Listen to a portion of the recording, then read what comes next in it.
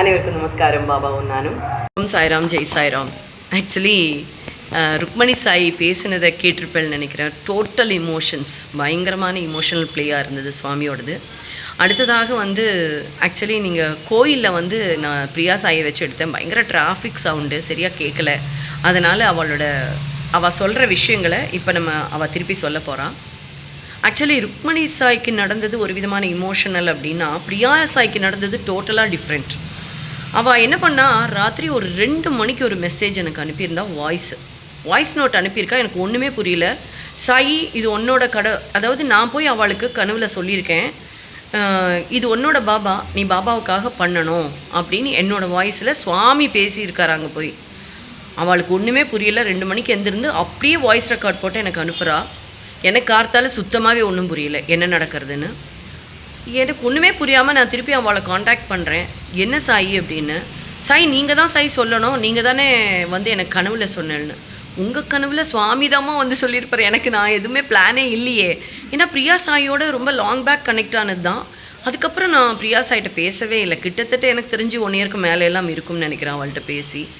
So எனக்கு ஒன்றுமே புரியல என்ன சொல்கிறேன். அப்போ தான் சுவாமி ருக்மணி சாய்கிட்ட சொல்லி நான் போட்டு கேட்குறேன், நாங்கள் தான் பண்ணணுமா, ஏன் கேட்ரிங் கொடுக்கப்படாதான்னு நான் சொல்லி கேட்குறேன்.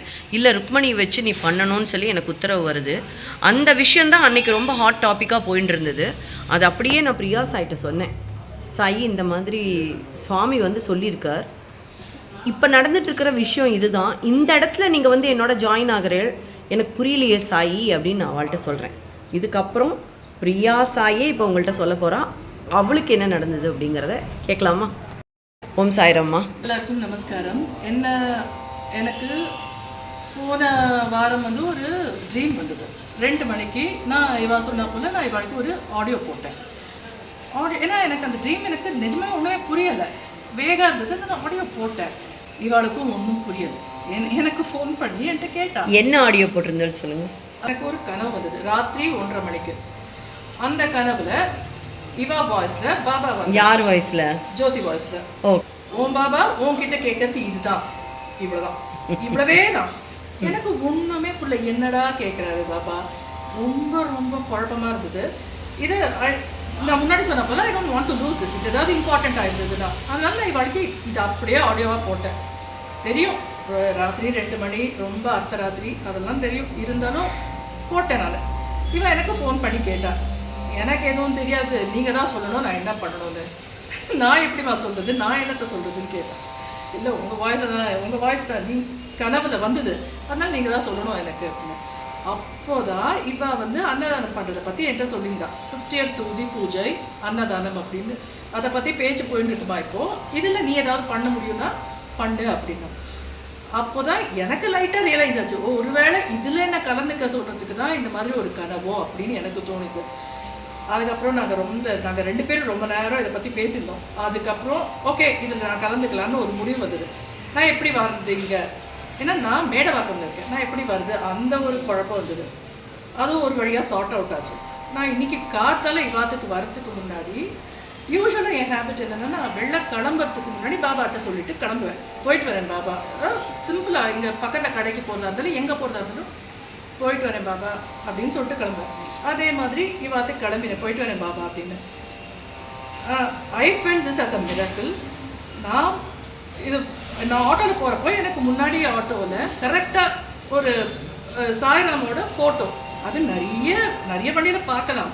பட் இது நான் இப்படி சொல்லிட்ட உடனே ஓகே, நான் உன் கூட தான் இருக்கேன் அப்படின்னு சொல்கிறா போல இருந்தது. இன்னைக்கு ஃபுல் அண்ட் ஃபுல் எனக்கு அப்படி ஒரு மிராக்கிள் நடந்தது. அப்புறம் நான் இவாத்துக்கு போனேன். இவாத்துக்கு போயிட்டு இவாத்தில் உதி பூஜை நடந்திருக்கு. பாபா ட்ரெஸ்ஸை பார்த்தா நான் போட்டுருக்கிற சாரீ கலர். நான் இன்னைக்கு காத்தால அவர்கிட்ட கேட்டேன், பாபா நான் இந்த சாரியை ஊற்றிக்கிறேன், நீங்கள் தயவு செஞ்சு உங்கள் ட்ரெஸ் இந்த கலரில் இருந்தால் நான் ரொம்ப சந்தோஷப்படுவேன் பாபா அப்படின்னு கேட்டேன். அது அப்படியே நான் எதிர்பார்க்கவே இல்லை இதெல்லாம் நடக்கும். ரொம்ப ஒரு மாதிரி அது எப்படி எனக்கு சொல்கிறதுன்னு தெரியல, ஒரு மாதிரி மூவ் ஆகிட்டேன் நான். அதுக்கப்புறம் நான் அன்னதானத்துக்கு நாங்கள் கோவிலுக்கு வந்தோம். காய்கறியெல்லாம் எடுத்துகிட்டு வந்தோம். எனக்கு பேசிக்கலி கத்திரிக்காய் ஆகாது, அலர்ஜி எனக்கு. ஆனால் இவ என்ன சொன்னால், பாபாவுக்கு அவரைக்காய் கத்திரிக்காய் போட்டு அப்புறம் மற்ற காயெல்லாம் போட்டு சாம்பார் சாதம் பண்ணணும்.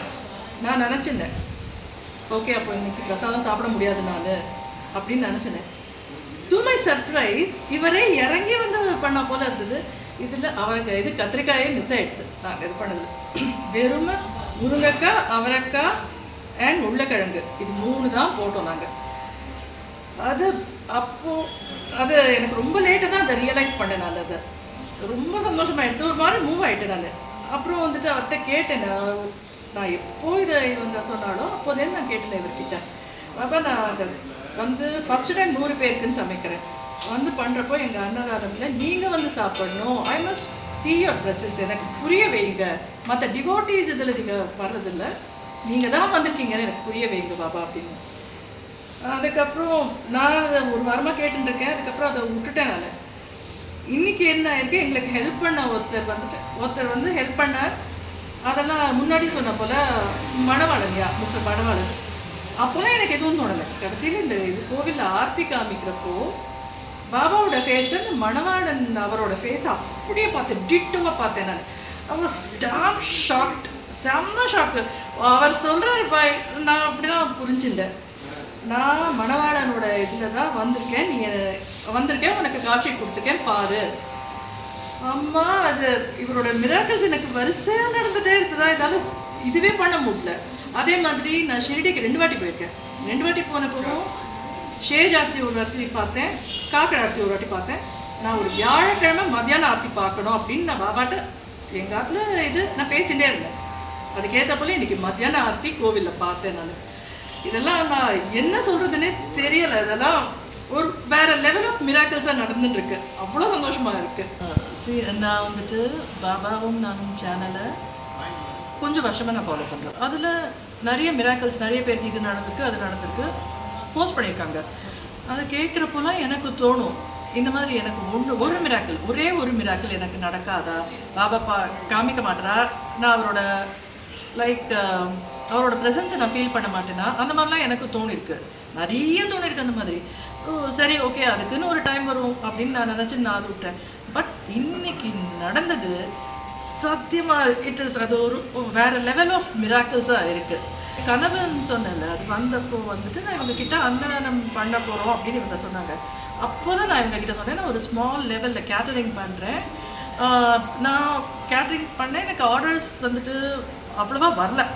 நான் அப்போ பாபா கிட்டே ஒவ்வொரு வாட்டியும் கேட்பேன், ஏன் பாபா இது இந்த மாதிரி பண்ணுறது, எனக்கு ஒரு ஆர்டராவது வரணுமே, ஏன் பாபா இந்த மாதிரி இருக்குது அப்படின்னு நான் கேட்டுகிட்டே இருந்தேன். சரி ஷிரடி போயிட்டு வந்தேன். அப்புறம் ஷிரடிக்கு போயிட்டு வர்றப்போ எனக்கு 50 பேருக்கு சமைக்கிற ஆர்டர் வந்தது. அதுக்கப்புறம் அதை வந்துட்டு ரொம்ப க்ளோஸ் காலாக இருந்தது, அதை நான் விட்டுட்டேன்.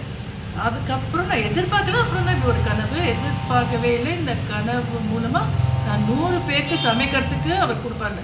ஐ ஃபீல்ட் அஸ் தோ, நீங்கள் வா எனக்காக உன் குக்கிங் ஸ்கில்ஸை காமி, இல்லை உனக்கு உன்னோட ஸ்ட்ரென்த் என்னன்னு தெரிஞ்சுக்கோ, அதை சொல்கிறாரா, இல்லை 50 பேர் ஆர்டர் உனக்கு விட்டுட்டேன், 100 பேரை நான் கொடுக்குறேன் அப்படின்னு அவர் சொல்கிறாரா, என்னதுன்னு எனக்கு தெரில. பட் அதெல்லாம் வந்துட்டு என்னை பொறுத்த மட்டும் இந்த மிராக்கிள்ஸ் எல்லாம் ஃபீல் பண்ணாதான் அது அது அது வேறு லெவல். அவர் கண்டிப்பாக வேறு லெவல். அதான் சாய் இருக்காருன்னு அதை ஒவ்வொரு இன்ஸ்டன்ஸ்லையும் எனக்கு ப்ரூவ் பண்ணிகிட்டே இருக்காரு. அது எனக்கு இதுக்கு மேலே வேறு என்ன சொல்கிறதுன்னு தெரியல. எனக்கு ரொம்ப ரொம்ப தேங்க்ஸ். அண்ட் பாபா கண்டிப்பாக இருக்கார், அது மட்டும் நான் கன்ஃபார்ம்டாக சொல்லுவேன். ஆக்சுவலி பிரியா சாயி, ருக்மணி சாயி எல்லாருமே வந்து டிஃப்ரெண்ட்டான ஒரு ஆங்கிளில் அவள் பார்த்த விஷயங்கள், அவளுக்கு நடந்த விஷயங்கள் எல்லாம் உங்களுக்கு ஷேர் பண்ணியிருப்பாள். ஸோ டோட்டல் ஆஃப் இமோஷனல் பேக்கேஜுன்னு தான் நான் சொல்லுவேன். எல்லாராலையும் எல்லா விஷயத்தையும் வந்து கரெக்டாக வந்து எக்ஸிபிட் பண்ண முடியாதுன்னு சொல்லுவாள். பட் நான் இன்றைக்கி நடந்த விஷயங்களுக்கெல்லாம் என்னோட ப்ராஸ்பெக்ட்னு ஒரு விஷயம் இருக்குது இல்லையா, அதை நான் பார்க்கும்போது அதில் நடந்த சுவாரஸ்யமான விஷயங்களை மாத்திரம் நான் அவங்களோட ஷேர் பண்ணணும்னு ஆசைப்பட்றேன். ஆக்சுவலி ருக்மணி சாயை வந்து சுவாமி எப்படி செலக்ட் பண்ணார்னா, நான் கேட்குறேன், இந்த தடவை நீ அன்னதானம் நீயே ப்ரிப்பேர் பண்ணணும்னு சொல்லி வந்தது. அதுக்கு ஒரு 2 ஆங்கிளில் நான் அதை பார்க்குறேன். எப்படி அப்படின்னு கேட்டேன்னா, முதல்ல இப்போ நடக்கக்கூடிய அந்த ஈரான் போர் இருக்கு இல்லையா, அதன் மூலமாக எரிபொருள் தட்டுப்பாடு இருந்துகிட்டே இருக்குது. ஸோ மேபி நான் ஒரு கேட்ரிங்க்கு கொடுத்தேன்னா சிலப்பவாளால் அந்த சந்தர்ப்பத்தில் கொடுக்க முடியாமையோ இல்லைன்னா அவளுக்கு செய்ய முடியாமையோ போகலாம்ங்கிறதுக்காக இதை நீ செல்ஃபாக பண்ணுன்னு சொல்லி கொடுத்த மாதிரி நான் எடுத்துக்கிறேன். இன்னொரு விஷயம் என்னென்னா, எந்த ஒரு கைங்கரியத்துலேயும் நம்மளுடைய ஈடுபாடுங்கிறது 100% இருக்கணும். பைசாவை தூக்கி கொடுத்துட்டா அந்த விஷயம் கரெக்டாக நடந்துடணும்னு அவசியம் இல்லை. இதையும் நீ எனக்கு செய்யி அப்படின்னு அவர் சொன்ன மாதிரி இருந்தது. இது ஏன் எனக்கு இப்படி தோணித்து அப்படின்னா, இந்த டிஜிட்டல் பிரிண்டிங் சொல்லுவோம் தெரியுமா, நம்ம ஒரு இன்விடேஷன் அடிக்கும்போது டிஜிட்டல் இன்விடேஷன் அடிப்போம். அப்படி அடிக்கும்போது தமிழ் அடிக்கணும்னு சொல்லி நம்ம வந்து 2-3 இடத்துல போய் ட்ரை பண்ணிடணும். ஒவ்வொரு தடவையும் ட்ரை பண்ணும்போதெல்லாம் மிகப்பெரிய ஃபெயிலியர் ஆச்சு. என்னன்னா இங்கிலீஷ் தான் சீக்கிரமாக அடிச்சுடுறா, தமிழ் ஃபாண்டில் சரியாக வரணும்னா எழுத்து கோர்வையாக வர்றதுக்கு எல்லாராலையும் பண்ண முடியலை. அதனால் என்ன பண்ணினான்னா, நாங்கள் அப்புறம் தரோம்னு சொல்லி 4 நாள் 5 நாள் ஆக்கிடுறா. அப்போது ஒரு தடவை சும்மா இருக்காமல் நீயே பண்ணுன்னு சொல்லி எனக்கு உத்தரவு வந்தது. நான் சொன்னேன், சுவாமி இதெல்லாம் நடக்கிற காரியமா, எனக்கு அதுக்கு சம்மந்தமே கிடையாது. நான் தமிழ் அடிக்கிறேன், கொண்டு வரேன், எனக்கு டிரான்ஸ்லேட்டர் இருக்குது, கூகுள் பாபா இருக்கார்ல, அழகாக சப்போர்ட் பண்ணுவார், நான் எந்த லாங்குவேஜில் வேணால் அடிச்சிருவேன், ஆனால் கரெக்டாக இருக்கணுமே, நம்ம பாட்டுக்கு ஒன்று பண்ணிவிட்டு தப்பாயிடக்கூடாது அப்படின்னு கேட்டேன். ஆனால் நீங்கள் நம்புறீங்களோ இல்லையோ 1 மணி நேரத்துக்குள்ளே எனக்கு ரெடி ஆகிடுது. இந்த நானாக பண்ணினேங்கிற மாதிரி ஆகிடுது. அடுத்தடுத்து இந்த சாட் ஜிபிடி அதெல்லாம் வச்சு டிஜிட்டல் இன்விடேஷன் நம்மளே ப்ரிப்பேர் பண்ண ஆரம்பிச்சிடும். சுவாமி அதுக்கு பரிபூர்ண அனுகிரகம் கொடுத்தார். ஸோ ஒரு விஷயத்தை இதையும் நீ தெரிஞ்சுக்கணுங்கிற ஒரு ஒர்க் ஷாப்பாக தான் நான் இதை பார்க்குறேன். ஸோ இந்த கேட்ரிங் விஷயமும் அதே மாதிரி தான். நான் என்ன பண்ணுவேன், காசை கொடுத்துடுவேன், அன்னதானத்துக்கு எவ்வளோ பேருக்கு வேணுங்கிறது சுவாமி சொல்கிறாரோ அதை நான் கொடுத்துட்டு அதை பண்ணிவிடுவேன். இதுதான் நடந்துட்டு இருந்தது. ஆனால் இந்த அன்னைக்கு பர்டிகுலராக 50வது நாள் உதி அபிஷேகத்து அன்னைக்கு நீ தான் பண்ணணும்னு சொல்லி வந்தபோது I was so shocked. Because 20 பேருக்குன்னா நான் பண்ணிவிடுவேன், அதுக்கு மேலேனா எனக்கு பண்ண தெரியாது, நம்ம பண்ண நன்னா இருக்குமான்னு தெரியாது, அதுக்கான வெசல்ஸோ அடுப்போ எதுவுமே எங்கிட்ட இல்லை, எப்படி பண்ண முடியும் அப்படிங்கிற எண்ணம் வந்தது. அதே நாள் அன்னைக்கு அதுக்கு 2 நாள் முன்னாடி தான் ருக்மணி சாய் என் கூட கனெக்ட் ஆனால் அவளுக்கு கொஞ்சம் ப்ராப்ளம்ஸ் எல்லாம் இருக்குது, அதை பற்றி பேசின்னு இருந்தோம். நம்ம பேசும்போது நீங்கள் சுவாமிகிட்டே கேளுங்க சாய், கம்பல்சரி உங்களுக்கு அதெல்லாம் கிடைக்கும் அப்படின்னு நான் சொல்லிட்டு இருந்தேன். ஆனால் அதில் நீங்கள் நினச்சி கூட பார்த்துருக்க மாட்டேன், அவள் இங்கே வருவான் நான் கூட. ஏன்னா ருக்மணி சாயை பற்றி சொல்லுன்னு சொல்லி எனக்கு உத்தரவு கொடுத்தாரு. ஆனால் ருக்மணி சாய் மேலே எனக்கு ஒரு நம்பிக்கை வேணும்ல. என்ன சொல்லுவான்னா, அவள் ஏதாவது சொல்லிடுவான் விளையாட்டுக்கு, சின்ன குழந்தை மாதிரி அவள் நிஜமாவே சொல்லுவாள். அதுக்கப்புறம் அடுத்த நாளைக்கு சாய் அப்படி அடுத்த சாய் சாரி அப்படின்ட்டு போயிடுவான். ரொம்ப just like that move on ஆகிடுவான். அப்போ நான் சொல்லுவேன், சுவாமி நீங்கள் இவாளை வச்சு ட்ரை பண்ண சொல்கிறேங்களே, நான் அதை பண்ணி முடிக்க வேண்டாமா அப்படின்னு சொல்லி நான் கேட்குறேன் சுவாமிகிட்ட. அப்புறம் திருப்பியும் எனக்கு ரீகன்ஃபார்ம் பண்ண சொல்லி திருப்பியும் சீட்டு போட்டு பார்க்குறேன், ருக்மணி சாய் பண்ணணும்னு சொல்லி வருது. நான் சொன்னேன், சுவாமிகிட்டேருந்து இப்படி உத்தரவு வந்திருக்கு சாய், உங்களுக்கு முடியுமான்னு பாருங்க. ஏன்னா எதையுமே அவள் தான் டிசைட் பண்ணணும், நம்ம டிசைட் பண்ணக்கூடாது. நீ பண்ணுன்னு ஒருத்தட்ட போய் எப்படி சொல்ல முடியும் சாய், இல்லையா? அவாவா மனசார பண்ணினாலும் அதுக்கு பேர் கைங்கரியம். நம்ம போய் ஒருத்தர் ஃபோர்ஸ்ஃபுல்லாக ஒரு விஷயத்த பண்ணினோமான்னு அது நல்லா இருக்காது. அதனால் நீங்கள் யோசிங்கோ, நீங்கள் எல்லாத்தையும் கேட்டுட்டு சொல்லுங்க அப்படின்னு நான் சொல்லிட்டேன். சரின்னு சொல்லிட்டான். அதுக்கப்புறம் போய் அம்மாட்ட எல்லாத்தையும் போய் கேட்டிருக்கான். என்கிட்ட வந்து கேட்டால் சொன்னால், தாத்தாவோட தேவசம் இருக்குது, இது வரைக்கும் நான் அட்டன் பண்ணதே இல்லை, நான் வெளியூரில் வேலை பார்க்குறேன், அப்பப்போ போயிட்டு தான் வரணும், அந்த நாள் அன்றைக்கி நான் இருக்கவே முடிஞ்சது கிடையாது, அதனால் இந்த தடவை எங்கள் அம்மா தங்கை எல்லாருமே சொல்லிட்டா நீ இருக்கணும், அதிரசம் பண்ணணும்னெல்லாம் சொல்லிட்டா அப்படின்னு என்கிட்ட சொன்னான். நான் சொன்னேன், யோசிச்சு சொல்லுங்க சாய், முடியும்னா பாருங்கள், இல்லைன்னா பரவாயில்லன்னு. அதுக்கப்புறம் அம்மா சொல்லிட்டா அதிரசம் பண்ணி வச்சுட்டு நீ கிளம்புன்னு சொல்லிட்டா அப்படின்னு என்கிட்ட சொன்னான். சரி ஓகே சந்தோஷம், எனக்கு வரேன்னு சொல்லிட்டா அப்படின்னு சொல்லிட்டு நான் ஃபிக்ஸ் ஆகிட்டேன்.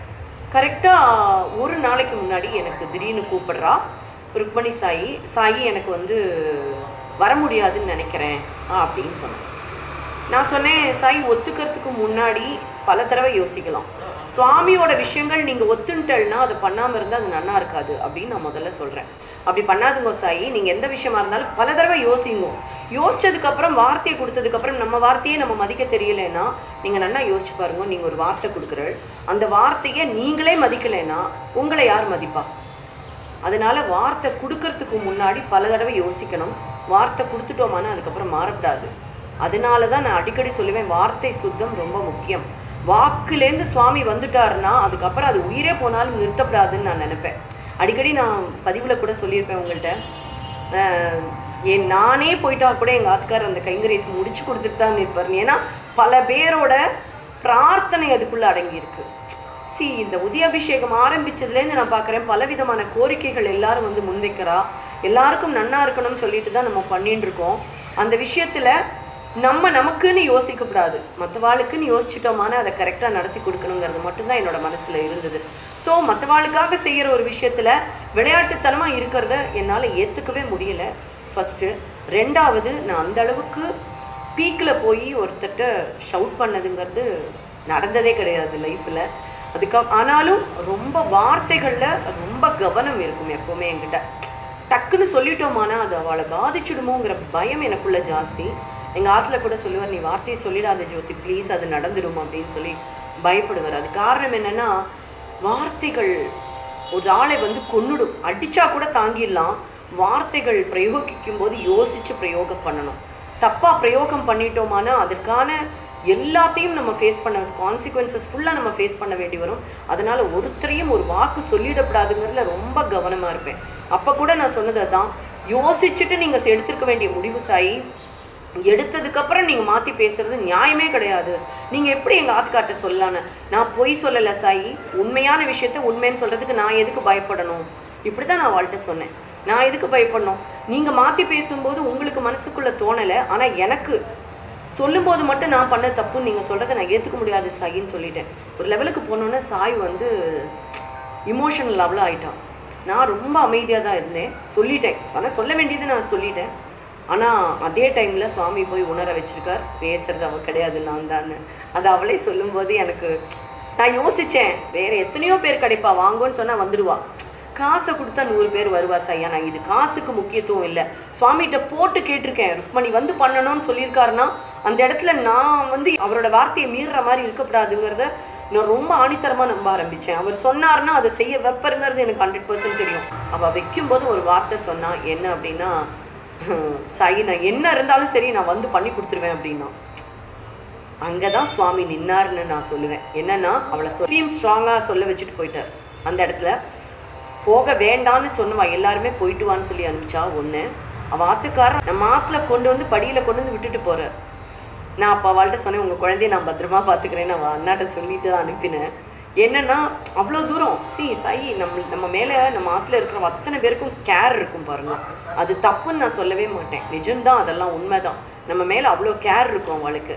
நம்ம நன்னா இருக்கணுங்கிறதுல அவ்வளோ தூரம் அவள் முயற்சி பண்ணுவாள், எல்லா விஷயத்தையும் அக்கறை எடுப்பாள். ஸோ அவளை மீறி பண்ணணும்னு நான் சொல்ல வரல. ஆனால் சுவாமியோட விஷயம் பொது காரியம்னு வந்துடுத்துன்னா நம்ம சில விஷயங்களை செல்ஃபாக சாக்ரிஃபை பண்ணி தான் ஆகணும். எனக்கு இப்போ சொந்தமாக ஒரு விஷயங்கள் எனக்கு தெரியும் சாயி நான் பண்ணணும்னு. ஆனால் என்னால் அந்த விஷயம் முக்கியமாக அடுத்த வாழ்க்காக பண்ணுறது முக்கியமானு பார்க்கும்போது அந்த இடத்துல பொதுவான காரியம்தான் முக்கியம்னு எடுக்க வேண்டிய கட்டாயத்துக்கு நான் வந்துடுவேன். ஆனால் அதில் ரொம்ப பெருமைப்படுறேன், சந்தோஷப்படுறேன். பிகாஸ் பாபா அந்த இடத்துல நின்று எனக்கு வழிகாட்டுறாருங்கிறதுல நான் பரிபூர்ணமாக அதை நம்புகிறேன். அதை தான் நான் மற்றவாளுக்கும் சொன்னேன். நான் அப்படி இருப்பேன், இப்படி தான் இருக்கணும்னு நான் நினைக்கிறேன், அதனால் இருக்கேன். ஆனால் எல்லாரையும் ஃபோர்ஸ் எல்லாம் பண்ணலை.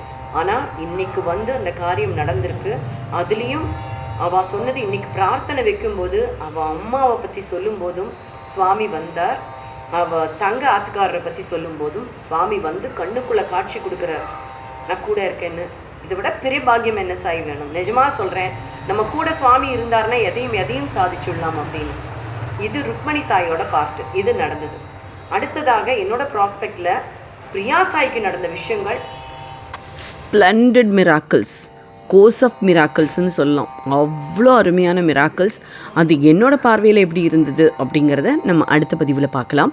ஓகே, இப்போ மிக முக்கியமான ஒரு பகுதி என்ன அப்படின்னா, இதில் நீங்களும் தாராளமாக பங்கெடுத்துக்கலாம். ஆனால் அதெல்லாம் அவாவாளை பொறுத்த விஷயம். அவாவாளுக்கு பிடிச்சிருந்தா தாராளமாக பங்கெடுத்துக்கலாம். முடியுமானா தாராளமாக அன்னதானத்துக்கு உங்களால் இயன்றதை கொடுக்கலாம். இந்த விஷயங்கள் எல்லாம் சத் விஷயங்கள் எல்லாம் எல்லாரும் சேர்ந்து பண்ணக்கூடிய விஷயங்கள்.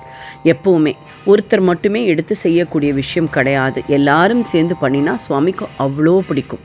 நம்மளுக்கும் எத்தனையோ பிரச்சனைகள் இருக்கும், ஏதாவது ஒன்று நம்ம பண்ணலாமே, நம்ம பண்ணி நம்ம பிரச்சனை தீருமே அப்படின்னு மனசுக்குள்ளே எழலாம். அப்போ இந்த பதிவு உங்கள் கைக்கு கிடைக்கிறதானா கண்டிப்பாக சுவாமி உங்களுக்கு வழிகாட்ட காத்துட்டுருக்காருன்னு அர்த்தம்.